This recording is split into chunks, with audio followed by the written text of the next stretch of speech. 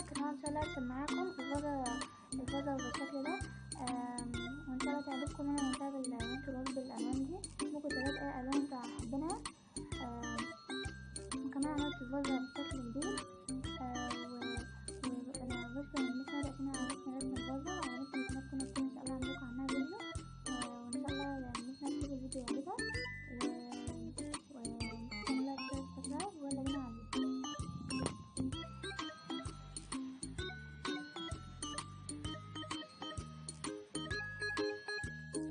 لازم اتعلم ان عملت انا ان شاء الله هرسم لكم الفازة.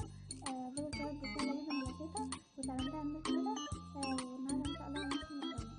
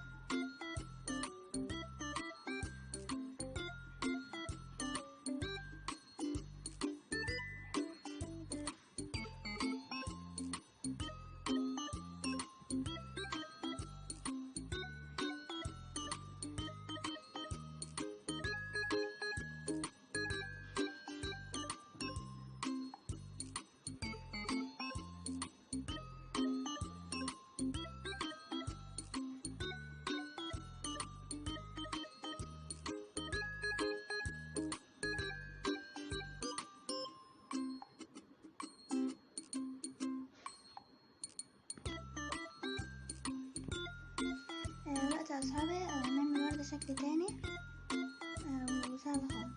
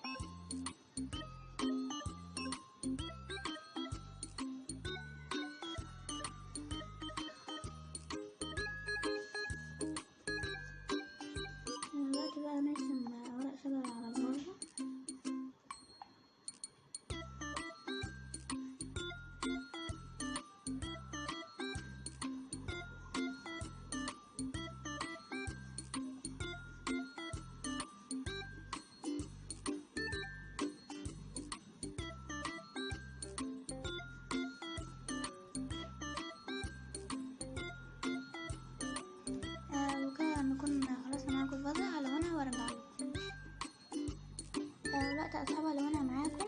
لون الفازة بشكل جديد، هنبقى محتاجين لون اسود ومحتاجين كروت اللي انت حاولنا بيه.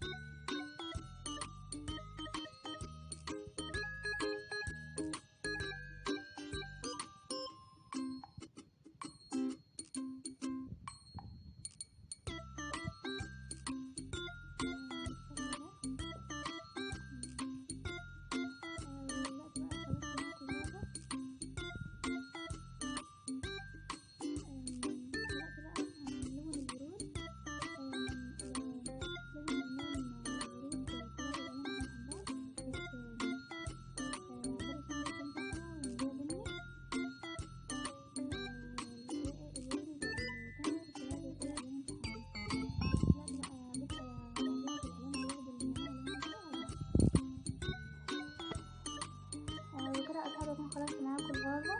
لو وانتوا الورود ممكن تلونوا الورود الالوان اللي بتحبوها. وكده اكون خلاص معاكم الرسمة. يا رب يكون عجبكم. لو عجبكم تشتركوا لايك وشير وسبسكرايب. وانا بشكر الناس عشان عملتنا افكار جديدة للورود وافكار تانية كتير. وان شاء الله ابقى اعمل لكم عنها فيديوهات.